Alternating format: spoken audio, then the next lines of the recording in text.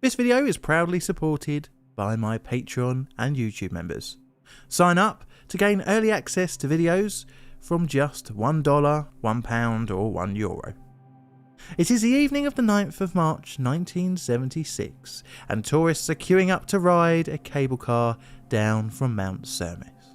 Most of the travellers boarding the cabins look forward to a 5 to 6 minute long journey, a descent with spectacular views of the northeastern Italian Dolomites.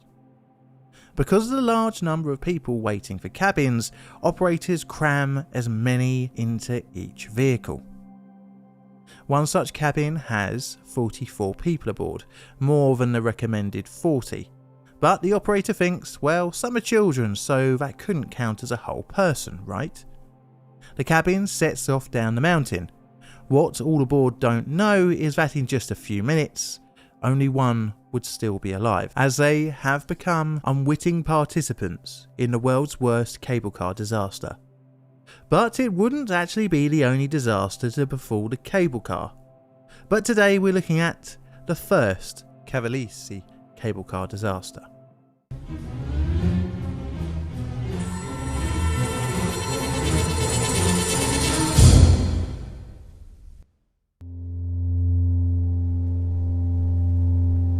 A little background goes a long way. A settlement existed on the site of Cavalese ever since the Bronze Ages.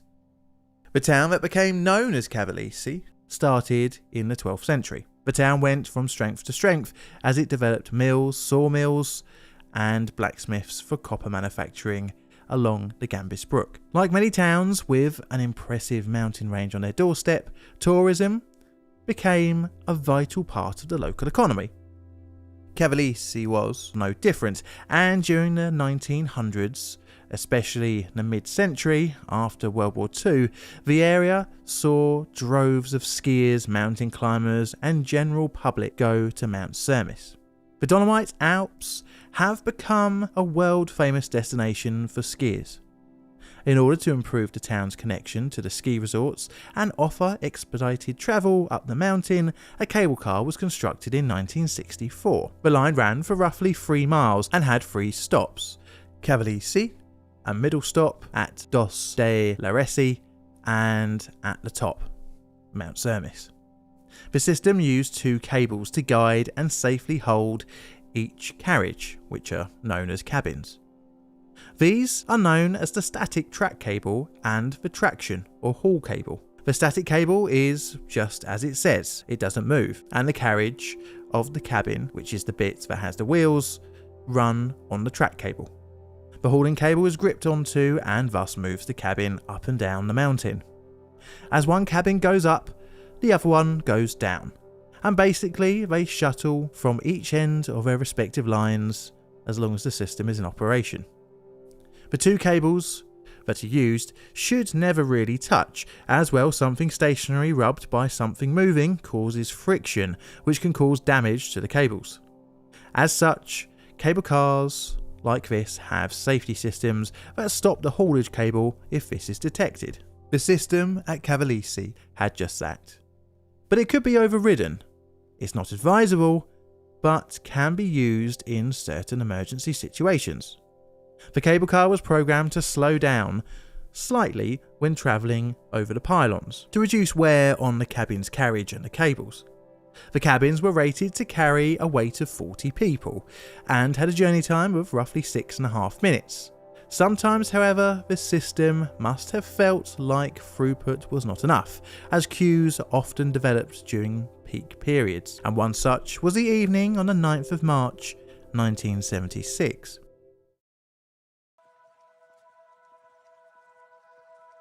The disaster. It is the evening of the 9th of March 1976 and cableway operator Carlo Schweizer is working his shift. It is a busy evening and the queues are starting to mount up.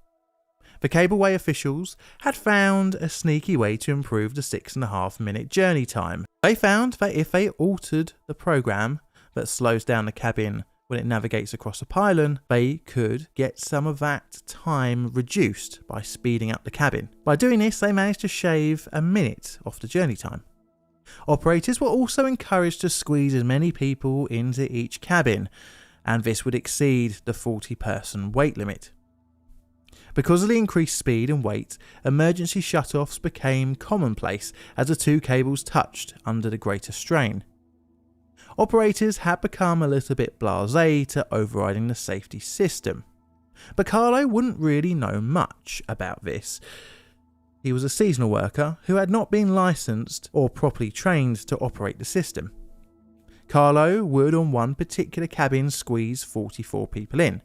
His justification would be that there were more children than the usual, as such not being as heavy, but it wasn't like he was getting out a scale to make everyone stand on it. This was around 5:16 PM. The cabin was now full and was sent down its way towards the middle station. After this, the cabin must negotiate the middle pylon. This evening it doesn't slow down due to the program change and bumps over at a speed of 10 meters per second. Due to the speed, the cables cross over, triggering the cable safety system, grinding the cabin to a halt. Carlo's training sprung into action.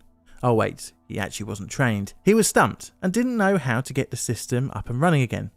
So he got on the phone for some help, and this came from Aldo Gianmona, who told him to bypass the safety system. You see, this situation was common. Since the increase in speed, the safety stop was overridden frequently, and that's what would happen this evening. The cable car was restarted and the cabin continued to move. The engine, pulling the haul cable, powered up, but the two cables were still crossed over. The excess weight exerted greater pressure on the static cable as the traction cable ground across it. Essentially, it was like a saw cutting away at the track cable. In the opposite direction, in the second cabin, another operator, Giorgio Di Matteo, would see the cabin moving, but shooting sparks from the cables. He attempted to call this in, but the phone in his cabin couldn't connect.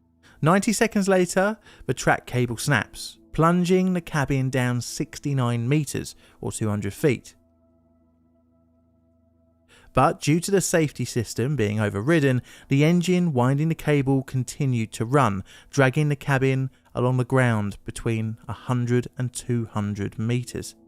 During the drag, the 3-ton carriage slammed into the roof of the cabin, crushing it in. All but one of the 44 aboard lost their lives, including 15 children and an 18-year-old cable car attendant. Some survived the fall only to be suffocated by the bodies of their fellow travellers. Carlo in the control room had to duck as the cable snapped back and crashed into the engine, smashing the windows.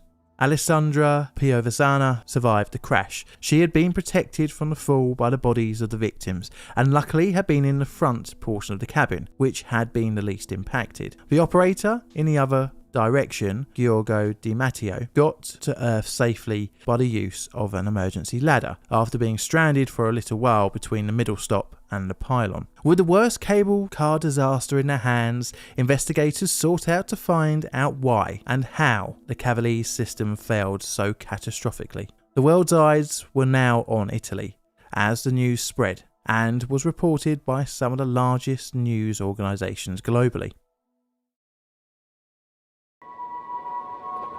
The investigation. Investigators sought out advice from the cable's manufacturer, Acciaierie Ferreria Lombardi. After careful inspection, they found grooves on the snapped line and signs of intense heat caused by friction. It was estimated that the heat was 1300 degrees Celsius. This pretty much unequivocally pointed blame at the cable crossover.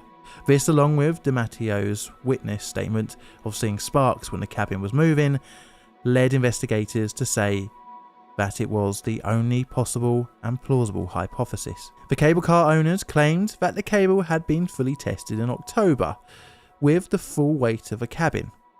Although it may be the case that it was tested, the test didn't take into account the cable crossover and overloading of passengers. This then pointed the blame away from manufacturing issues and more towards operational issues. Clearly, Carlo was not properly trained for his job, and it's easy to solely blame him, but it goes higher than just the actions of one person on the day. After all, if you don't properly tell someone how to do their job, they will use their judgment, which may overlook key safety points, like don't overload. Carlo was also instructed over the phone to override the safety system. Lift officials would deny this phone call ever happened, essentially trying to push Carlo under the bus. Carlo was found guilty at trial of manslaughter and sentenced to 3 years, serving only 9 months. Aldo Gian Mona, the one who ordered the override, was also sentenced to 3 years, on the same charges of manslaughter. The cable car was rebuilt, only to be the scene for yet another disaster, but maybe I'll cover that on another day. So I'm going to rate this disaster as negligent due to the terrible operation of the cable car that evening, and a 6 on the legacy scale, but an 8 on the cable car only legacy scale. This is a Plain Difficult production. All videos on the channel are Creative Commons Attribution Share Alike licensed. Plain Difficult videos are produced by me, John, in a currently dark and cold corner of southern London, UK. I have YouTube members and patrons who financially support the channel, and I'd like to thank you. And I'd also like to thank the rest of you for tuning in every week for your weekly dose of disasters. If you're enjoying this outro song, then please check out my second channel made by John. And all that's left to say is thank you for watching, and Mr. Music Man, play us out please.